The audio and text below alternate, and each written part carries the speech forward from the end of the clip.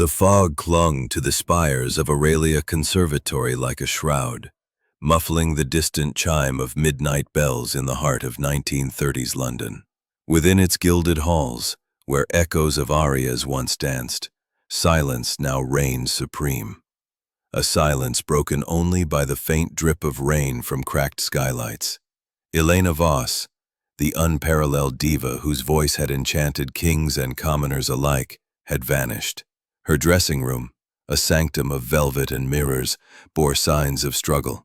A shattered perfume bottle, its jasmine scent lingering like a ghost, and a single crimson glove discarded on the floor. Whispers among the staff spoke of foul play, for Elena's final performance had ended in triumph, yet she never took her bow.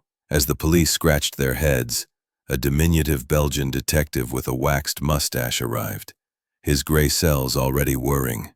What secrets hid behind the conservatory's harmonious facade? Chapter 1. The Summoning. The fog draped over London's skyline like a tattered velvet curtain, its tendrils curling around the ornate spires of Aurelia Conservatory, a beacon of musical splendor in the heart of the 1930s metropolis. The night was heavy with the scent of rain-soaked stone and the distant toll of midnight bells, their chimes muffled by the mist. Within the conservatory's gilded halls, where the echoes of soaring arias once filled the air with rapture, an unnatural silence now prevailed.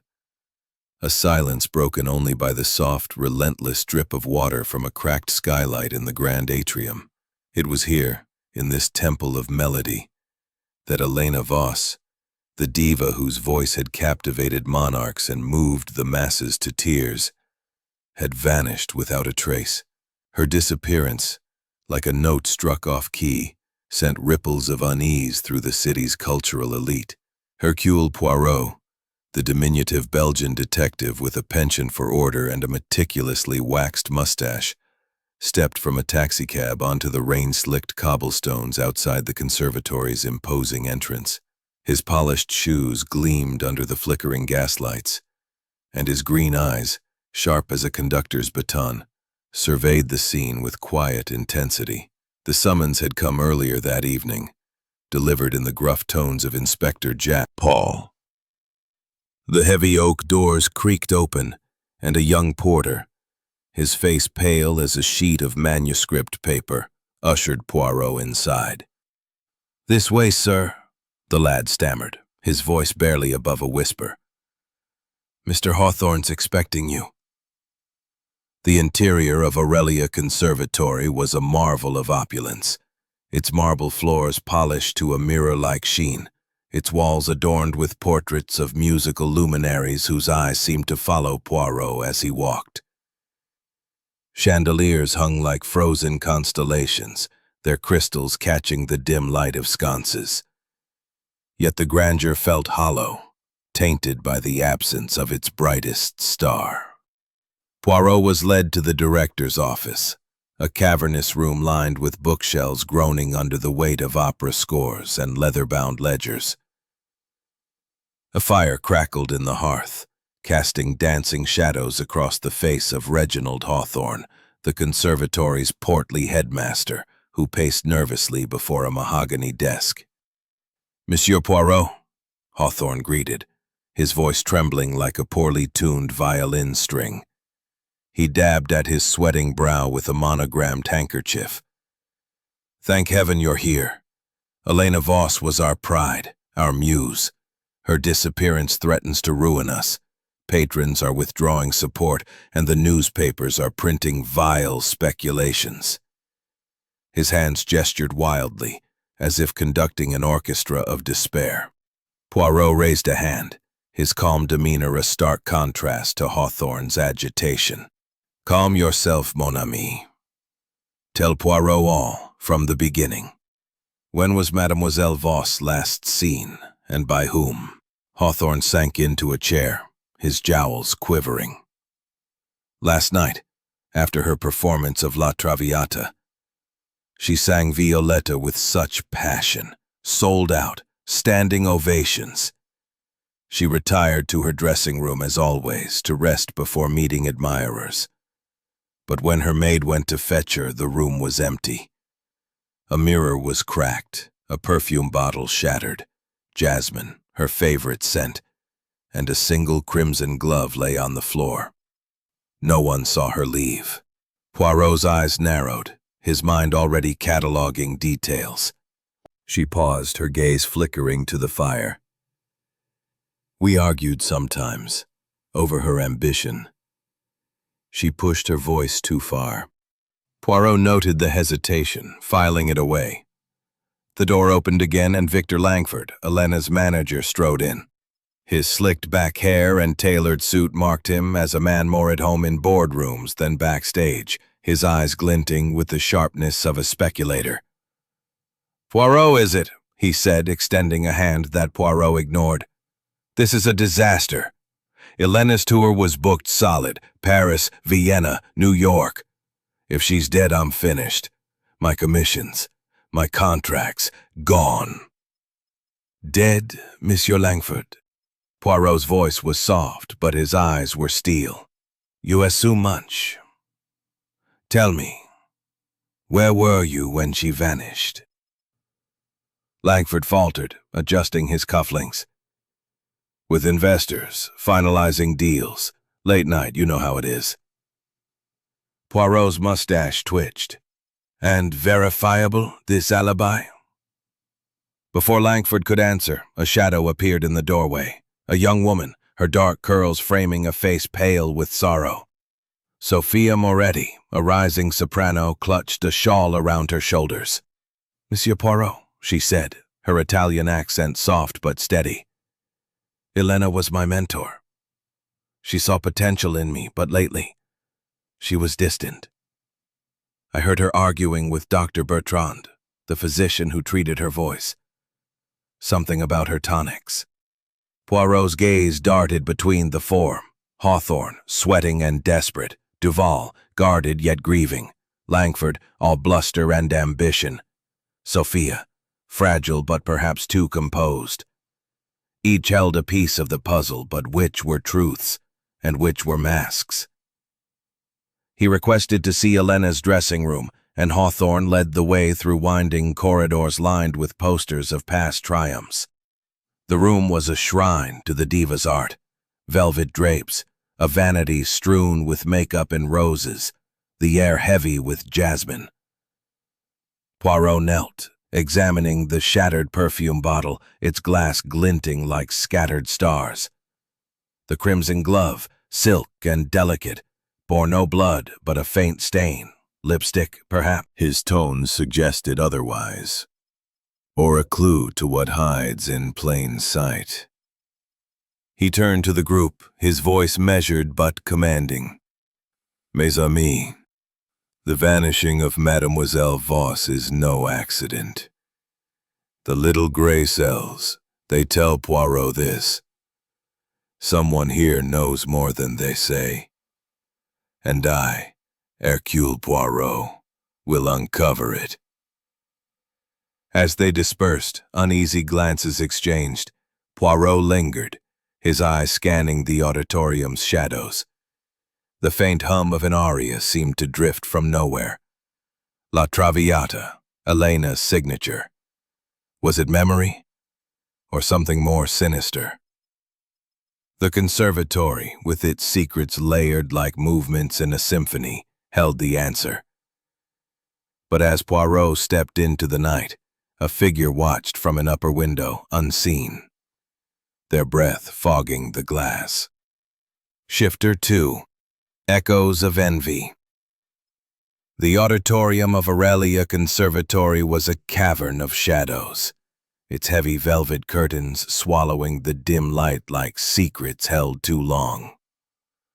The air was thick with the musty scent of aged wood and wax polish, a silent testament to decades of performances that had once filled the space with life. Now, it was a stage for suspicion, its emptiness amplifying the faintest sounds. The creak of a floorboard, the distant drip of rain from the conservatory's leaking roof, and most unnervingly, the echo of a scream that still lingered in Hercule Poirot's ears.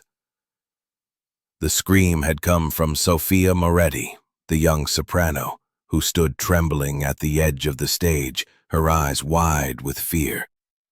"It was there, Monsieur Poirot," she stammered, pointing to the heavy folds of the backdrop. "A shadow, moving, watching us."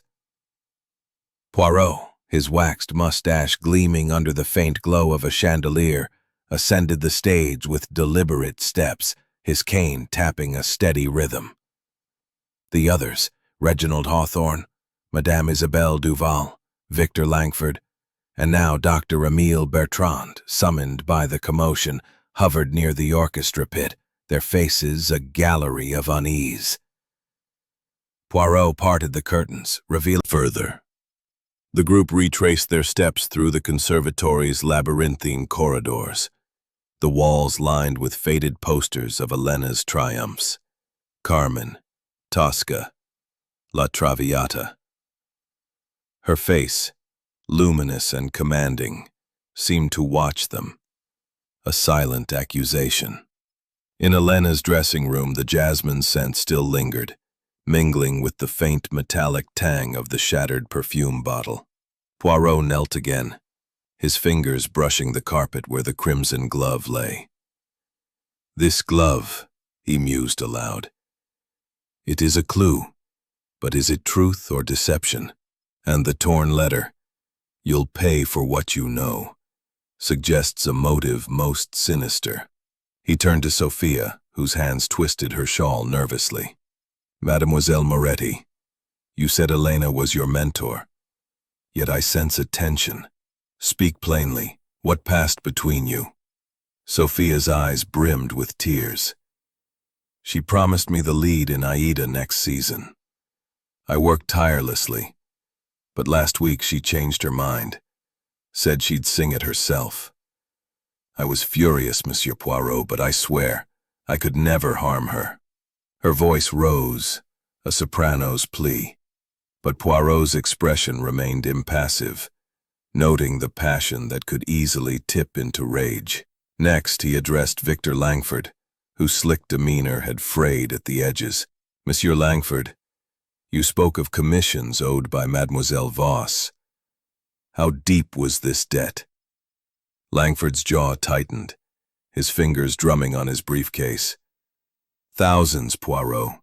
She was my golden goose, but she threatened to fire me after I pushed her to sign a risky contract with an American promoter. I needed that deal. My creditors were circling like vultures.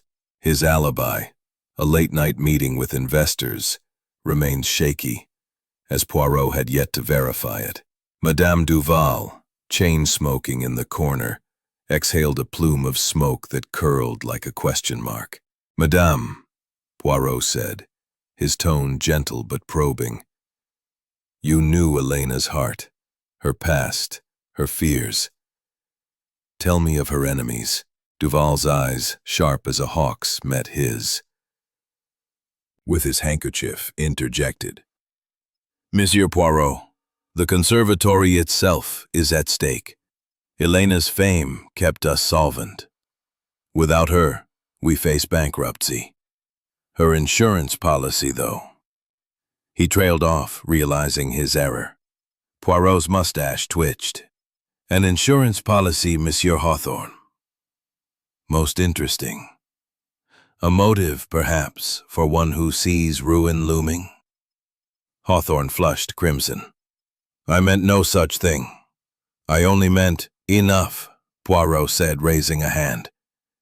"Each of you carries a burden of motive. Envy, debt, betrayal. But the little gray cells, they require more. Let us examine the conservatory further." He led them to the basement, where the prop room and storage vaults lay. The air grew colder, the light dimmer, as they descended stone steps worn smooth by decades of use. Here, amid crates of costumes and forgotten set pieces, Poirot found another clue. A syringe, half hidden under a pile of velvet drapes. "Dr. Bertrand," he said, holding it aloft. "This is yours, none." Bertrand paled. "It's from my medical kit, yes. But I keep it locked. Someone must have taken it." Poirot's eyes gleamed. "Or someone wishes us to believe so." He pocketed the syringe, adding it to his growing collection of evidence. The handkerchief, the glove, the torn letter, and now this. Each was a note in a discordant melody, but the tune remained elusive. Returning to the auditorium, Poirot gathered the suspects in the foyer, where a grand piano stood silent, its keys untouched since Elena's final rehearsal. "Mes amis," he said, his voice resonant despite his small stature. "The vanishing of Mademoiselle Voss is no simple act. The blood on the handkerchief, the threat in the letter, the syringe, these are not accidents. Someone here plays a dangerous game." As he spoke, Sophia clutched her shawl tighter, her eyes darting to the shadows. Langford's fingers twitched, as if itching to flee.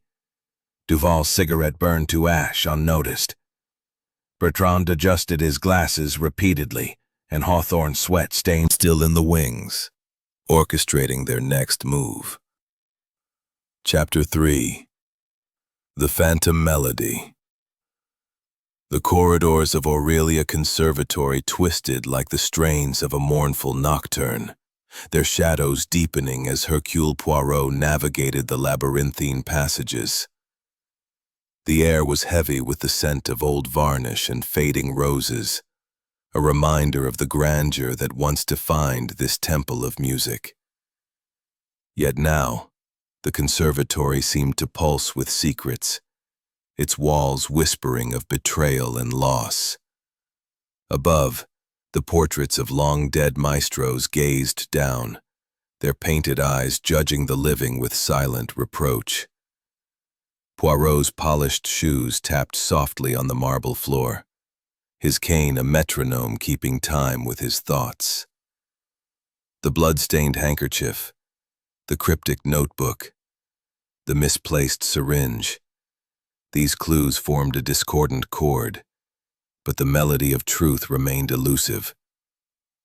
And then, as if summoned by the conservatory's own ghosts, a faint strain of music drifted through the air.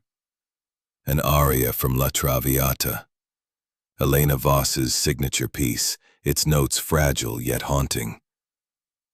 Was it a memory, or something more sinister?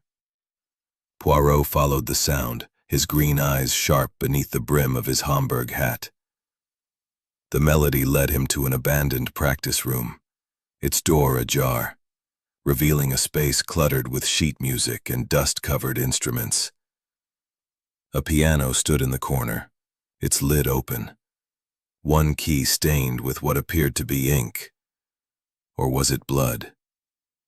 Poirot knelt, examining the stain closely. It was tacky, fresh, suggesting recent activity. Nearby, a stack of scores had been disturbed, pages scattered like leaves in a storm. Among them, he found a single sheet marked with a hurried scrawl. "Midnight, prop room, tell no one." The handwriting matched the torn letter from Elena's dressing room. Poirot's mustache twitched. A clue, or another carefully placed distraction? He returned to the auditorium, where the suspects had gathered under the watchful eye of Inspector Japp's men. The chandelier above cast fractured light. Her success. Me, who lifted her from the gutters of Paris. She thought her tonics were tampered with, blamed me for her faltering voice. Absurd. I loved her like a daughter. Her alibi was thin. Alone in her quarters, reading Proust, with no one to confirm it. Poirot noted the tremor in her hand, the ash falling unnoticed to the floor. Turning to Langford, Poirot's gaze was unrelenting. "Monsieur, the notebook mentions V.L. You, perhaps? And a midnight meeting. Elena had a lover, no? Or was it business that kept you close? Langford's face reddened, his fingers twitching. A lover? Preposterous. Elena was all business, my business. She owed me thousands, and yes, we met late to discuss contracts. But I left her alive. His investor's alibi remained unverified, a loose thread Poirot intended to tug. Sophia Moretti, when questioned, produced a silver locket, its clasp worn from frequent handling. "Elena gave me this," she said, her voice soft but steady. She said it held her heart's secret. Inside was a faded photograph of a child, no older than 5, with Elena's eyes. "Her daughter," Sophia whispered. "Long lost, hidden to protect her reputation. Elena feared someone new was using it against her." Blackmail, Poirot mused, a motive as old as opera itself. But Sophia's grief seemed genuine. Did it mask a deeper resentment? Dr. Bertrand, his gaunt face pale, fidgeted under Poirot's scrutiny. "Monsieur, the syringe suggests a medical hand. Elena suspected poison. Did your tonics hide a darker purpose?" Bertrand's voice cracked. "I prescribed herbs, sedatives, nothing more." Her voice strained because she pushed herself beyond reason. Poison? I'd stake my career against it. Yet Poirot noted the missing vial from Bertrand's cabinet, a gap in his defense as wide as a missed note. Hawthorne, the director, was next. His jowls quivered as he confessed financial woes. Elena discovered discrepancies in the books, he admitted, his voice barely audible. Vanishing Diva was no longer missing. She was dead.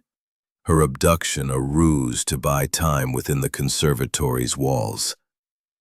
The revelation stunned the suspects. Duval dropped her cigarette, her composure shattered. Langford swore under his breath, his hands clenched. Sophia sobbed, clutching the locket. Bertrand stared, ashen, while Hawthorne collapsed into a chair, muttering about ruin. Poirot, unmoved by the theatrics, examined the scene. The wire, thin and deadly, was from the conservatory's own stock, accessible to all. A faint trace of jasmine lingered, linking back to the dressing room. But the melody, the aria, haunted him. It played again, faint but unmistakable, from somewhere deep within the building.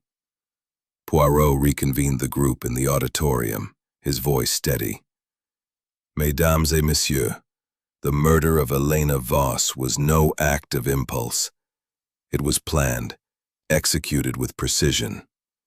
The wire, the sedative, the hidden body, all point to someone intimate with this place. But the melody, it is a clue most curious. Why does it play?" He dispatched Japp to search for the source, suspecting a gramophone or mechanical trick.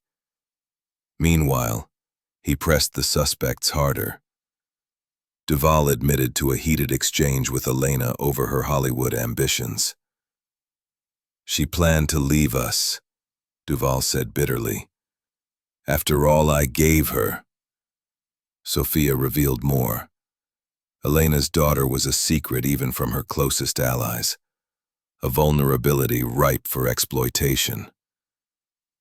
Bertrand confessed to prescribing experimental drugs, but insisted they were harmless. Langford's alibi weakened further. One investor admitted he'd left early, unaccounted for at midnight. Hawthorne's ledger, when examined, showed siphoned funds not to a mistress, but to cover gambling debts, a secret Elena had uncovered. As night fell, the conservatory grew colder, its shadows sharper. Poirot's gray cells worked tirelessly, weaving clues into a pattern.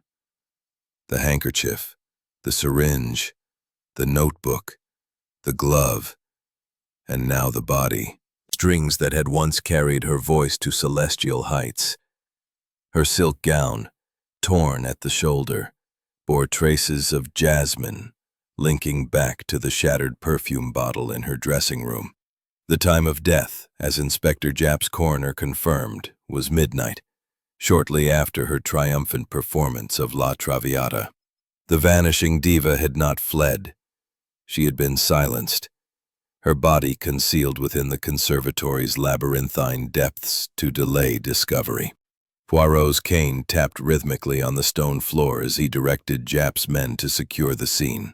The gramophone, found in a locked closet with its timer set to play Elena's aria, was no ghostly trick but a calculated distraction, a red herring to unsettle the investigation. "The killer," Poirot murmured, his mustache twitching, "is one who knows the stagecraft of deception." The suspects, Madame Isabelle Duval, Victor Langford, Sophia Moretti, Dr. Emile Bertrand, and Reginald Hawthorne, were summoned to the Grand Hall, where chandeliers cast a fractured glow over their uneasy assembly. Each face betrayed a mix of fear, guilt, or defiance, and Poirot's gray cells hummed with the challenge of untangling their motives. He began with Duval, whose chain-smoking had left a trail of ash across the conservatory. "Madame," Poirot said, his voice soft but piercing, "the ash from your cigarettes matches that found near Mademoiselle Voss's body. A coincidence, perhaps, or a sign of your presence in the prop room." Duval's eyes narrowed, her French accent sharp with indignation. "Monsieur Poirot, I smoke everywhere. It proves nothing. I was in my quarters, as I told you, reading. Elena's death is a tragedy, but I had no hand in it." Yet Poirot noted the faint tremor in her fingers, the way her gaze flicked to the others, as if seeking an ally, or a scapegoat. Turning to Langford, Poirot held up the leather-bound notebook, its cryptic entries a map of secrets. "Monsieur Langford, VL appears here, linked to a midnight meeting. And your alibi falters. One investor says you left early. Were you with Elena, perhaps settling debts with more than words?" Elena's secret daughter hung heavy, a motive for heartbreak but not necessarily murder. Poirot noted her sincerity, yet wondered if grief masked cunning. Dr. Bertrand, his spectacles glinting, fidgeted under Poirot's gaze. "The syringe, monsieur, contained traces of a sedative, enough to subdue a diva before a wire ended her song. You prescribed such drugs, non?" Bertrand's face paled, his voice unsteady. "Yes, for her nerves. She begged for calm before performances. But I never administered a dose so strong. Someone stole from my cabinet." Poirot's discovery of love letters in Bertrand's office, hidden in a medical journal, revealed an affair with Elena. "She ended it," Bertrand confessed, his voice breaking.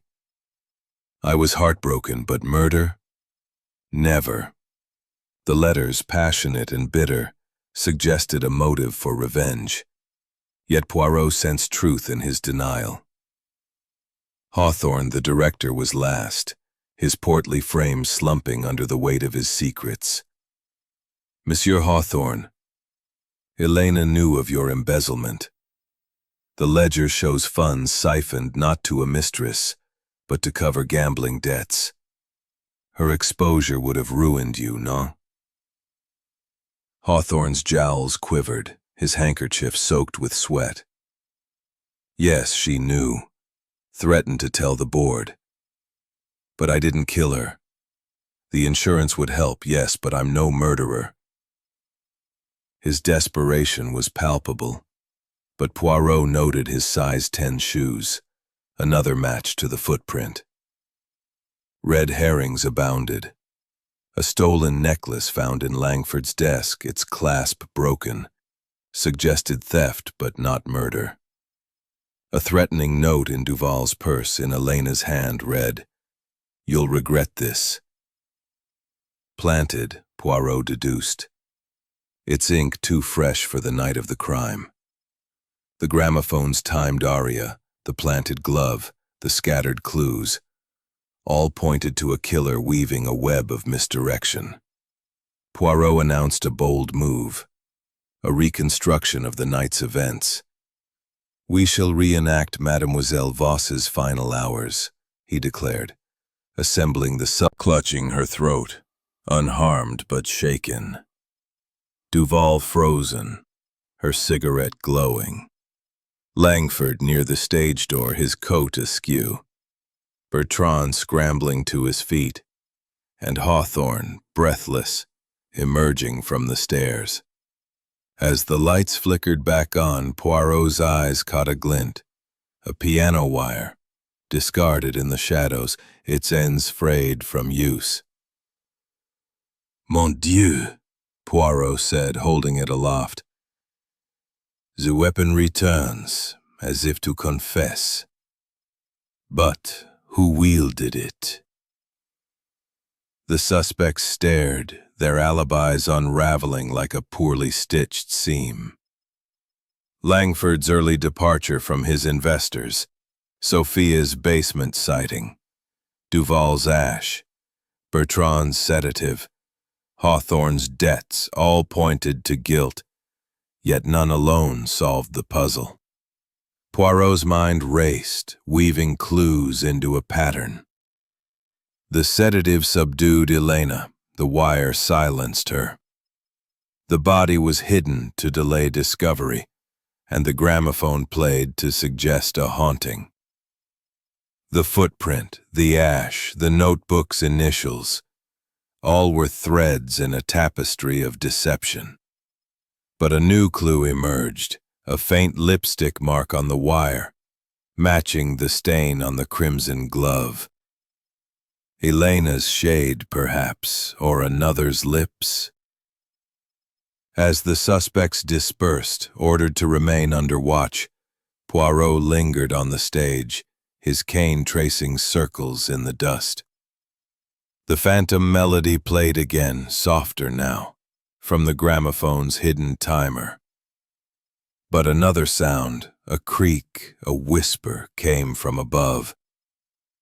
Poirot looked up, his eyes narrowing. A figure, cloaked in shadow, slipped from the balcony, unseen by all but him. The killer was close, their threads of deception fraying. But the final act was yet to come. Chapter 5. The Crescendo of Clues. Dawn broke over Aurelia Conservatory, its pale light filtering through the stained glass windows, casting kaleidoscopic patterns across the marble floors. The grandeur of the Victorian edifice seemed diminished, or sleeplessness. Dr. Emile Bertrand adjusted his spectacles, his gaunt frame rigid with tension. Reginald Hawthorne, the portly director, mopped his brow, his ledger of secrets weighing heavily on his conscience. Poirot, his cane tapping a deliberate rhythm, addressed them with the precision of a conductor. "Mes amis," he said, his voice resonant, "the murder of Mademoiselle Voss is a puzzle nearing its crescendo. The clues, they sing to Poirot, but one false note remains. Let us find it." He began with the evidence. The handkerchief monogrammed E.V. bore Elena's blood, confirmed by Japp's forensic team. The syringe, stolen from Bertrand's cabinet, contained traces of a sedative strong enough to subdue a diva before the wire claimed her life. The notebook's entries, VL, midnight, and beware ID's temper, pointed to Langford and Duval, yet their alibis held, if tenuously. The footprint, size 10, matched both Langford and Hawthorne, found in the prop room's dust. The gramophone, set to play La Traviata, was a calculated distraction, not a ghost. And the lipstick mark on the piano wire, matching the stain on the crimson glove, suggested a personal touch. Elena's, or a killer's flourish. Poirot turned to Duval, her cigarette ash a recurring motif. Madame, your presence lingers in the prop room. Ash, identical to your brand. And Elena suspected sabotage. Did her accusations drive you to silence her? Duval's eyes blazed, her French accent sharp. Monsieur Poirot, I told you. She thought I tampered with her tonics, envied her Hollywood dreams. Betrayal, she called it. But I was in my quarters, alone. I could not kill her. She was my creation. Her alibi, corroborated by a maid who saw her light burning late, held for now. But Poirot noted her clenched fists, the ember of her cigarette trembling. Next, he faced Langford, whose financial desperation, her basement sighting lingered as a question mark. Dr. Bertrand, his spectacles fogging with nervous sweat, was next. Monsieur, your love letters reveal an affair with Elena, ended cruelly. The sedative in the syringe, your hand perhaps to ease her into oblivion? Bertrand's voice cracked. Yes, we loved, but she cast me aside. I was devastated, not vengeful. The sedative was for her nerves. She begged for it. Someone stole the vial. The letters, passionate and bitter, suggested motive. But Poirot sensed his grief was genuine, if complicated. Hawthorne, his ledger a confession of embezzlement, wilted under Poirot's gaze. Monsieur, Elena's threat to expose your gambling debts would have ruined you. The insurance policy, your salvation. Hawthorne's jowls quivered, his voice a whisper. Yes, she knew I took funds. Exposure meant ruin, but I swear I didn't kill her. The insurance was a desperate thought, not a plan. His size 10 footprint like Langford's tied him to the scene, but his panic seemed too raw for a mastermind. Poirot's mind wove the clues. The sedative subdued Elena. The wire strangled her. The body was hidden to delay discovery. The gramophone played to mislead. The ash, the footprint, the lipstick, all pointed to intimacy with the crime. But a new discovery shifted the tempo. In the prop room, Japp's men found a hidden compartment in a costume trunk containing a torn contract, Elena's, with Langford's forged signature, redirecting her tour profits to an offshore account. A motive most compelling, Poirot mused. But for whom? Interrogations intensified. Duval broke under pressure, admitting Elena's Hollywood plans excluded her. She was leaving me behind, she spat. After all I did. Yet the maid's testimony held her alibi. Sophia revealed more. Elena's daughter was a secret known to few, but a blackmailer had threatened exposure. Bertrand confessed the sedative was administered consensually, deadly as the wire. Poirot pushed it aside, his reflexes sharp. Mon Dieu, he said, his eyes narrowing. The killer grows bold, seeking to silence Poirot himself. The tea poured by a nervous maid pointed to someone with access to the kitchen, someone within the conservatory's inner circle. Chapter 6. The Final Aria. The auditorium of Aurelia Conservatory glowed under the soft flicker of its crystal chandeliers, their light casting a mosaic of shadows across the velvet seats and gilded proscenium. The air was heavy with the scent of wax and old roses, a reminder of the countless performances that had once filled this space with life. Now it was a stage for truth, where Hercule Poirot, his waxed mustache gleaming, stood ready to unveil the murderer of Elena Voss. The suspects, Madame Isabelle Duval, Victor Langford, Sophia Moretti, Dr. Emile Bertrand, and Reginald Hawthorne gathered in a tense semicircle, their faces a gallery of fear, defiance, and resignation. The discovery of Elena's body, the blood-stained handkerchief, the sedative-laced syringe, the cryptic notebook, the planted glove, the timed gramophone, and the poisoned tea had woven a tapestry of clues, each thread pointing to a killer among them. Poirot's gray cells, sharp as a conductor's baton, had aligned the notes into a symphony of revelation. "Mes amis," he began, his voice resonant yet measured. "The vanishing diva sings no more, but her death cries for justice. Tonight, Poirot reveals the murderer." He paced the stage, his cane tapping a deliberate rhythm, his green eyes piercing each suspect in turn. The murder of Mademoiselle Voss was no act of passion, but a calculated duet of greed and desperation. Let us reconstruct the crime, step by step, to see the truth emerge. Poirot began with the night of the gala. Elena Voss, radiant in La Traviata, retired to her dressing room. There, a sedative, stolen from Dr. Bertrand's cabinet, rendered her helpless. Piano wire, taken from the conservatory. Eyes flashed, her French accent sharp.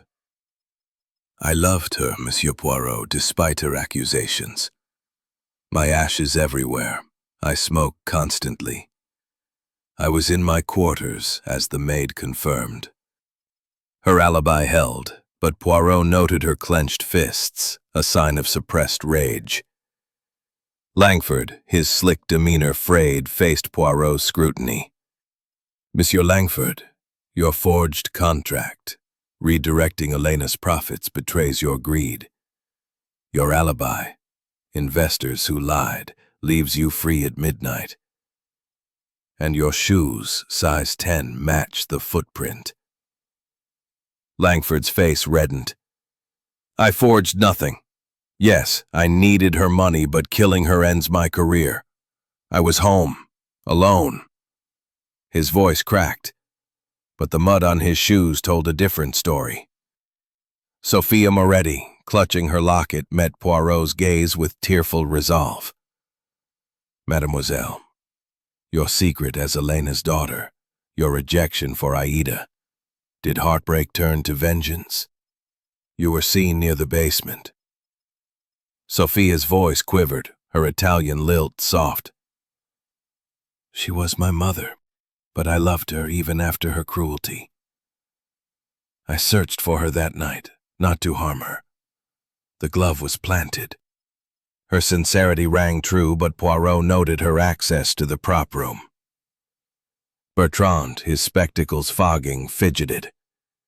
"Monsieur, your affair with Elena ended bitterly, and your sedative in the syringe. Did you seek revenge?" Bertrand's voice broke. "I loved her, yes, but she cast me aside. The sedative was for her nerves, stolen from my cabinet. I'm no killer." The love letters confirmed his pain, but Poirot sensed no murderous intent. Hawthorne, his jowls trembling, was last. "Monsieur, your embezzlement, exposed by Elena, threatened ruin. The insurance policy was your salvation, and your footprint matches the scene." Hawthorne collapsed into a chair, sobbing. "She knew my debts, yes, but I couldn't kill her. The insurance was a thought, not a plan." His desperation was palpable. 10. Fits you both. But the mud on Langford's shoes and Hawthorne's access to the wire seal your guilt. The planted glove in Sophia's bag, Hawthorne's doing, with his master keys. The forged note in Duval's purse, Langford's hand, a distraction. Langford snarled, lunging forward. "You've no proof, Poirot." but Japp's men restrained him. Hawthorne wept, his confession spilling. "It was us. Elena would have ruined me. The debts, the shame. Langford promised the insurance would save us both." Poirot's eyes gleamed. "The poisoned tea meant for me was your final act of desperation, Hawthorne, using cyanide from the conservatory's old photography lab." But Poirot's gray cells are not so easily silenced. The evidence was conclusive. The ledgers hid an entry detailing the insurance split. The mud on Langford's shoes traced to the prop room. The gramophone's timer wired by Hawthorne's hand. And the lipstick on the wire, Elena's own, applied before her death. Bertrand's affair, Duval's arguments, Sophia's secret, all were red herrings, their motives real but innocent. Japp clapped Poirot's shoulder. "Brilliant as ever, old chap." The suspects were led away, Langford cursing, Hawthorne sobbing. Sophia, tears streaming, clutched her locket, whispering thanks. Duval lit another cigarette, her face unreadable. Bertrand adjusted his glasses, relieved yet broken. Poirot stepped onto the stage, the auditorium now silent. "Order and method," he said softly, twirling his mustache. "The little gray cells triumph, restoring harmony to this stage of tragedy." Outside, the fog lifted and the conservatory spires gleamed in the dawn. Elena's legacy, though silenced, would endure in the music that echoed through its halls. As Poirot prepared to depart, a faint strain of La Traviata played, not from a gramophone, but from Sophia, who stood in the wings, singing softly. A tribute to her mother. The conservatory prepared to move forward. A final act remained. A quiet reflection on the echoes of Elena's life and the legacy she left behind. Poirot adjusted his Homburg hat, his green eyes scanning the auditorium one last time. The velvet seats, the gilded proscenium, the silent chandelier all bore witness to the drama that had unfolded. The suspects, now dispersed, were grappling with their truths. Madame Isabelle Duval, her cigarette smoke no longer clouding the air, had retreated to her quarters, her grief for Elena tempered by the knowledge of her own innocence. Sophia Moretti, the young soprano and Elena's secret daughter, stood in the wings, her locket clutched tightly, her voice ready to carry forward her mother's legacy. Dr. Émile Bertrand, his affair with Elena a wound still raw, had resigned, seeking solace in a quieter life. Langford and Hawthorne, shackled by Japp's men, awaited justice, their dreams of wealth undone by their own hands. Poirot's mind retraced the case, ensuring no thread remained loose. The blood-stained handkerchief, the sedative-laced syringe, the cryptic notebook, the planted glove, the timed gramophone, the poisoned tea, all had played their parts in the symphony of deception. Langford's forged contract and Hawthorne's embezzlement had been the motive, a duet of greed to secure Elena's insurance payout. The footprint, the ash, the lipstick on the piano wire, each clue had pointed to their guilt, meticulously placed yet ultimately betrayed by Poirot's logic. The gramophone's haunting aria, a mechanical trick to suggest Elena's ghost, had been Hawthorne's flourish, while Langford's planted evidence aimed to frame Sophia. The poisoned tea, a desperate act to silence Poirot, had sealed their fate. As he stepped toward the stage, Poirot's cane tapped a final cadence, a punctuation to the case. Inspector Japp, ever the gruff ally, approached, his hat in hand. "Poirot, you've done it again," he said. A rare smile broke gramophone, but the sound of life returning. Students practiced scales in distant rooms, their voices tentative but hopeful. The conservatory, battered by scandal, would endure, its heart beating anew. In the auditorium, Sophia Moretti emerged from the wings, her dark curls framing a face no longer pale with fear. She approached Poirot, her locket glinting in the light. "Monsieur Poirot," she said, her Italian accent soft. "I owe you everything. You cleared my name, gave me back my mother's truth." Poirot bowed slightly, his eyes kind. "Mademoiselle, your mother's voice lives in you. Sing for her, and let her legacy be one of beauty, not tragedy." Sophia nodded, tears glistening. "I will. Tonight we perform La Traviata in her honor. Will you stay?" Poirot shook his head. "No, mademoiselle. My work here is done. The stage belongs to you now." As he turned to leave, Sophia began to sing, her voice rising in the opening bars of Violetta's aria, pure and haunting. The notes filled the auditorium, a requiem for Elena, a promise for the future. Poirot paused at the door, letting the music wash over him. It was no longer a phantom melody, but a living one, a testament to resilience.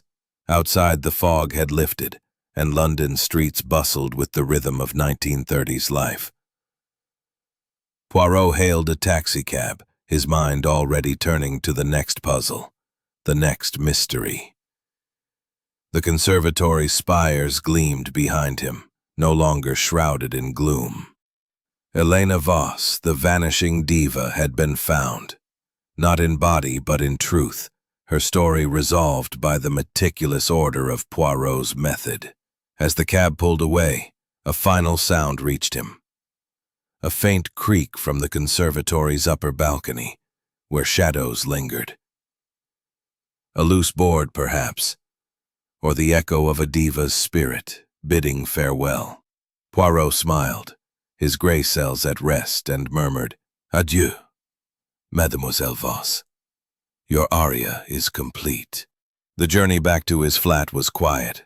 The pages, once cryptic, were clear in hindsight. VL, Midnight, marked Langford's betrayal. RH named Hawthorne's shame. The torn letter, "You'll pay for what you know," was Elena's defiance, a warning to her killers. The glove, the syringe, the gramophone, all were props in a deadly opera, directed by men too weak to face their failures. As the cab turned onto Baker Street, Poirot's thoughts turned to order, his guiding star. The conservatory had been a stage of chaos, but he had restored harmony, note by note. The final aria had been sung, the curtain drawn. Yet, as always, another mystery awaited, another puzzle to challenge the gray cells. For now he would savor the tisane, the quiet, and the satisfaction of a case well closed.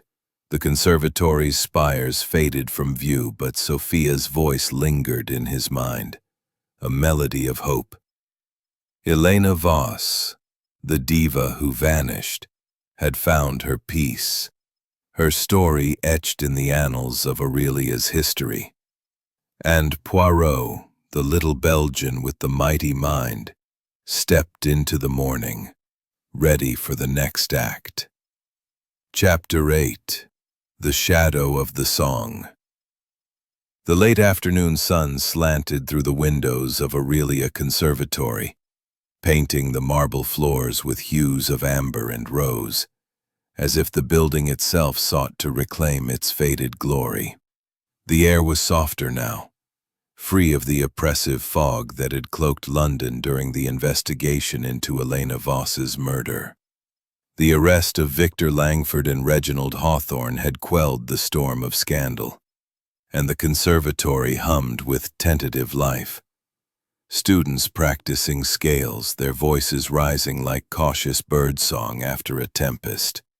Yet Hercule Poirot, lingering in the city at Inspector Japp's request for a final debrief, felt a subtle discord in the air. A note unresolved. His gray cells, ever restless, sensed that the curtain had not fully fallen on the drama of the Vanishing Diva. Poirot stood in the conservatory's grand foyer, his Homburg hat in hand, his cane resting lightly against his polished shoes. Face. Poirot did not reply immediately, his fingers brushing the envelope in his pocket. Elena's notebook, now evidence for the courts. Its cryptic entries had pointed to Langford and Hawthorne, but one phrase nagged at him. The shadow sings. A poetic flourish or something more? He had dismissed it as Elena's dramatics, but now, in the quiet aftermath, it resonated like a misplaced chord. He requested a final tour of the conservatory, and Japp, indulgent, obliged. They began in Elena's dressing room, where the jasmine scent had faded, the shattered perfume bottle swept away. The crimson glove, once a clue, was now in police custody, its lipstick stain matched to Elena's own. Yet Poirot knelt, examining the vanity's edge, where a faint scratch caught his eye, a mark not noted before, as if something heavy had been dragged across it. Curieux, he murmured, filing it away. In the auditorium, the stage was set for another performance. Props rearranged, the gramophone removed. Sophia Moretti was there, rehearsing a new aria, her voice soaring with a strength that honored her mother's legacy. She paused as Poirot approached, her locket glinting. "Monsieur Poirot," she said, her Italian accent warm, "you've given me a future. The conservatory lives because of you." Poirot bowed, his eyes kind but searching. "Mademoiselle, your mother's spirit sings through you. But tell me, did Elena ever speak of a shadow that sings?" Sophia's face clouded, her fingers tightening on the locket. "She did, once, in a letter. She said, 'The shadow sings where the light fails.' I thought it was her poetry. She loved such phrases. Why?" Poirot's expression remained inscrutable. "A thought, nothing more. Continue to shine, mademoiselle." He moved to the prop room, where Elena's body had been found. The space was tidier now, the piano wire confiscated, the dust swept clean. Yet Poirot's sharp eyes caught a glint in a corner. Malice. Only weariness. And Poirot sensed her truth. Dr. Bertrand, reached by telephone at his new clinic, was less forthcoming. "Monsieur Poirot," he said, his voice strained, "I've left that nightmare behind. Elena's riddles, shadows, songs were her way of keeping us at arm's length. I know nothing more." But the quiver in his tone suggested fear, not closure. Poirot's investigation took a new turn when he examined the conservatory's archives, a dusty vault of records and scores. The silver key unlocked a small, hidden safe behind a portrait of a forgotten soprano. Inside was a single letter sealed, addressed to "My Shadow." The handwriting was Elena's, the ink fresh. It read, "You thought you could hide, but I know your song. Meet me in the prop room, midnight, or the world will hear it." A threat, a confrontation, But to whom? The letter suggested a third party, someone beyond Langford and Hawthorne, whose greed had been the primary motive. Poirot's gray cell's word reconsidering the clues. The scratch on the vanity, the key, the phrase, "The shadow sings," all pointed to a hidden player, someone who knew Elena's secrets and feared exposure. The gramophone's aria, perhaps, was not just Hawthorne's trick, but a message, a taunt from this shadow. He gathered Sophia, Duval, and the new director in the auditorium, Jap at his side. "Mes amis," Poirot said, holding up the letter. "The case of Mademoiselle Voss is not fully closed. This letter found today speaks of a shadow, a person Elena confronted that night. Langford and Hawthorne killed her, oui. But another may have set the stage." Sophia gasped, her locket trembling in her hand. Duval's cigarette paused mid-air, her eyes narrowing. The director, a nervous man named Mr. Pembroke, stammered. "But who? Everyone's accounted for." Poirot's eyes gleamed. "Not everyone. The conservatory has many shadows. Patrons, state patrolled the aisles. As Sophia reached the aria's climax, a figure in a dark cloak slipped toward the backstage door. Poirot signaled Jap, and they followed, silent as shadows. The figure entered the prop room, searching frantically, perhaps for the letter or another secret. Poirot stepped forward, his cane raised. "Monsieur or Madame," he said, his voice cutting through the darkness. "The shadow sings no more. Reveal yourself." The figure froze, then turned. But before their face could be seen, a crash echoed, a prop falling, a distraction. They fled, vanishing into the conservatory's maze. Jap cursed, but Poirot smiled, holding a dropped item. A silver cufflink, monogrammed C. A new clue, a new mystery. Chapter 9. The Unseen Virtuoso. The Aurelia Conservatory stood resolute against the twilight, its spires piercing the indigo sky of 1930s London, like silent sentinels of a bygone era. The memorial concert for Elena Voss had ended, her daughter Sophia Moretti's voice still echoing in the minds of those who had filled the auditorium, their applause a fragile bridge between grief and renewal. Yet, for Hercule Poirot, the night held no closure. The fleeting glimpse of a cloaked figure in the prop room, the silver cufflink monogrammed C dropped in their haste, and the cryptic letter from Elena's hidden safe. "You thought you could hide, but I know your song," had ignited a new spark in his gray cells. The murder of the Diva, solved with the arrests of Victor Langford and Reginald Hawthorne, was but the overture to a deeper mystery, one that lingered in the conservatory's shadows like an unresolved cadence.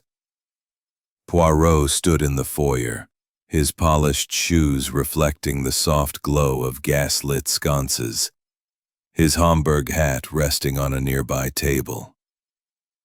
The cufflink gleamed in his gloved hand, its intricate design suggesting wealth and intention. Inspector Jap, his decades past.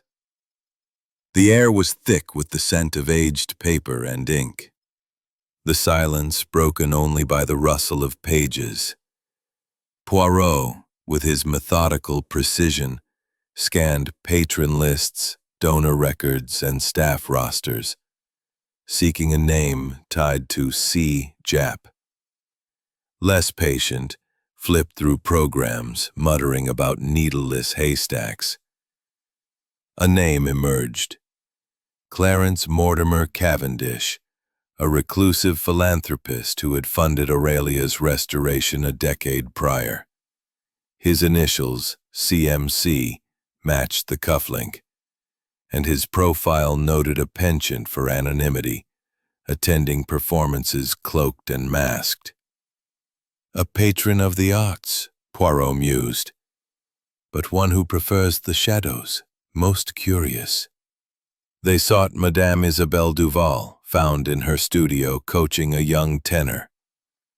Her cigarette dangled as she eyed Poirot warily. "Madame," he said, bowing, "do you know a Clarence Cavendish? A patron, perhaps, close to Helena?" Duval's hand paused, ash falling. "Cavendish? Oui. I've heard the name. A benefactor, rarely seen.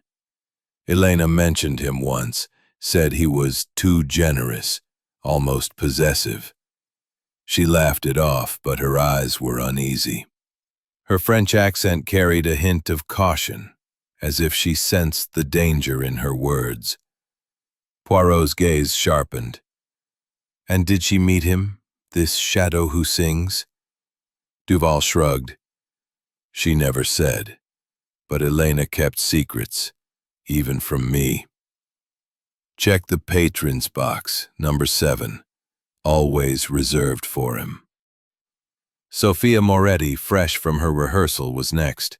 Her locket gleamed as she met Poirot in the auditorium, her voice soft with fatigue.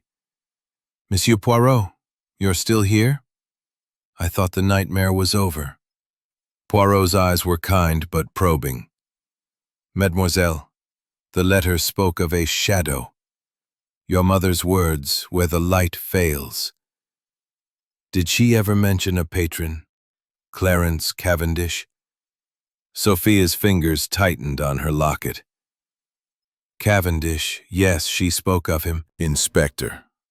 Langford and Hawthorne killed for greed. But Cavendish, he knew something. Perhaps the secret Helena threatened to reveal in her letter. We must find him." They traced Cavendish through London's social registers, learning he resided in a secluded Mayfair mansion. A visit revealed a grand but eerily quiet house, its windows shuttered, its butler evasive. "Mr. Cavendish is abroad," the man claimed, but his eyes darted, betraying a lie. Poirot noted a cloak hanging in the hall, its fabric matching the stagehand's description of the cloaked figure. Back at the conservatory, Poirot devised a plan. "We must draw the shadow into the light," he told Jap. "A private recital, announced as a tribute to Elena's lost works, with a hint that her final letter will be read aloud. Cavendish will come, unable to resist." The recital was set for that evening, the auditorium half filled with select patrons and staff. Sophia sang a rare piece from Elena's repertoire, her voice a haunting echo of her mother's. Poirot, in the shadows of Box 7, watched the crowd. Jap's men stationed discreetly. Duval conducted, her movements sharp, while the new director, Mr. Pembroke, greeted guests nervously. As Sophia's aria reached its peak, a figure slipped into the balcony. A man cloaked, his face obscured by a scarf. Poirot signaled Jap and they moved silently, converging on the figure. But the man was swift, darting through a hidden door behind the box, a passage Poirot hadn't noticed. They pursued, emerging in a narrow corridor leading to the conservatory's rooftop. The chase ended on the rain-slicked roof, the city's lights glittering below. The figure turned, revealing a gaunt man with piercing eyes. Clarence Cavendish.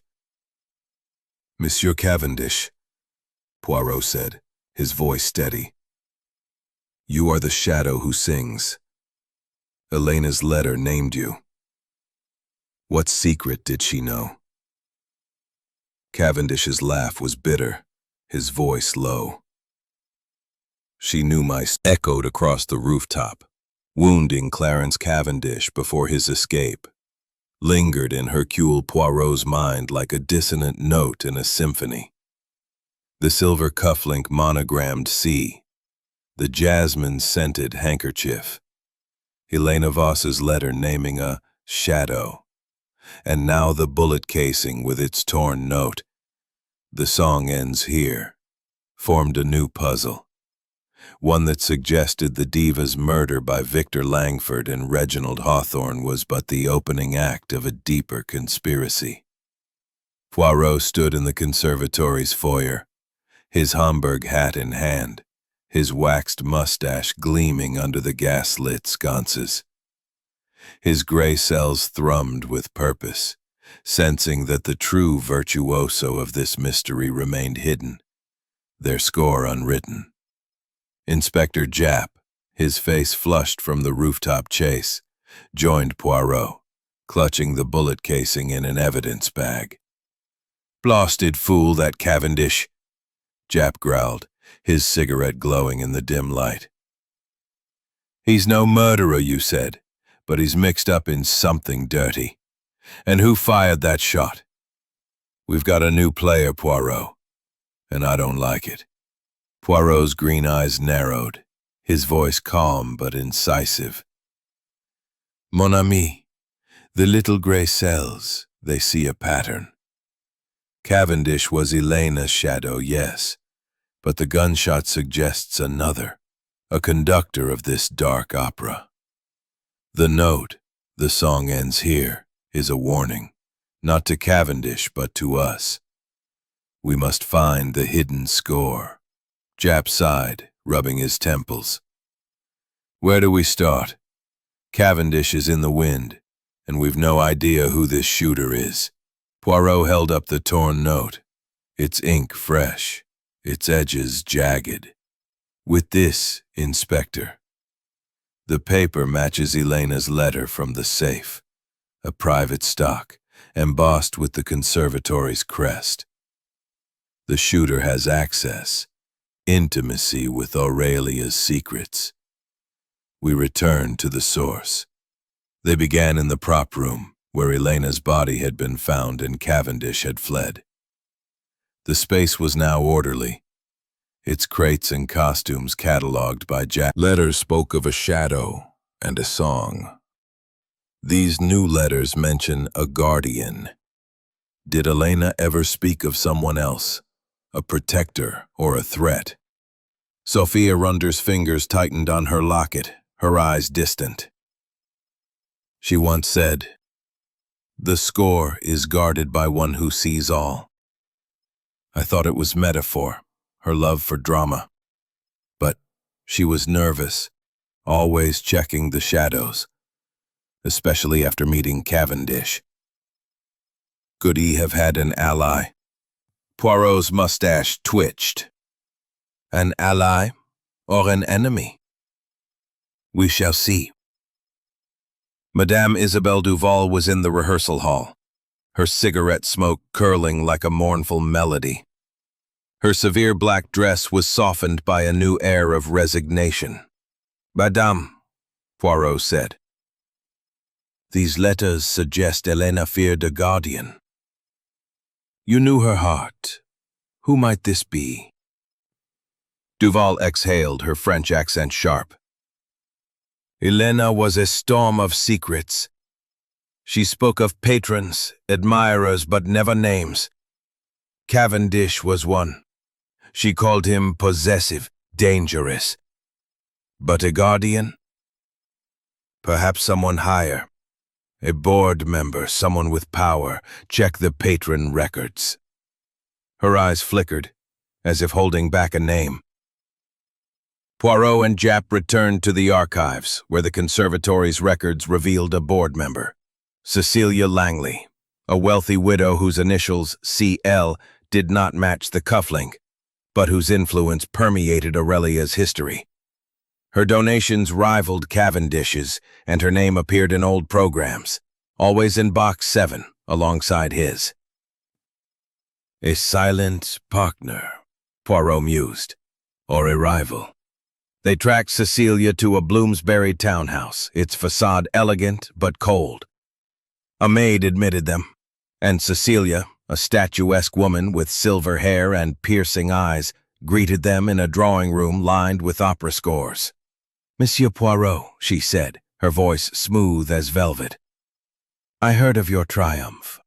Why disturb me now?" Poirot held up the cufflink. "Madame Langley, this belongs to Clarence Cavendish, who fled a gunshot last night. Elena's letters speak." Lost Score by Elena. To be unveiled tomorrow. The shooter will come, fearing exposure. The ruse was set. A press release, circulated discreetly, claimed Elena's final composition held clues to her death, to be revealed in the auditorium. The next evening, the conservatory buzzed with anticipation.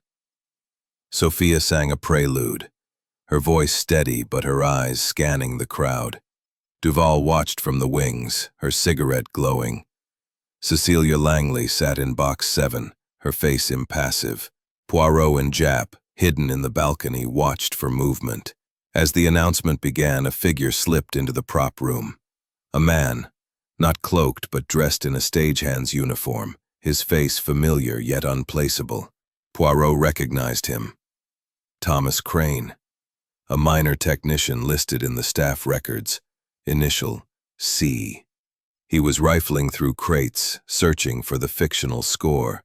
Poirot signaled Japp, and they descended, trapping Crane in the dimly lit room. "Monsieur Crane," Poirot said, his cane raised. "You are the guardian, no? The shooter who wounded Cavendish, protecting a secret Elena knew." Crane's eyes darted, a pistol glinting in his hand. "She knew too much," he spat. "Cavendish's theft, Langley's bribes to silence it. They paid me to watch, to act.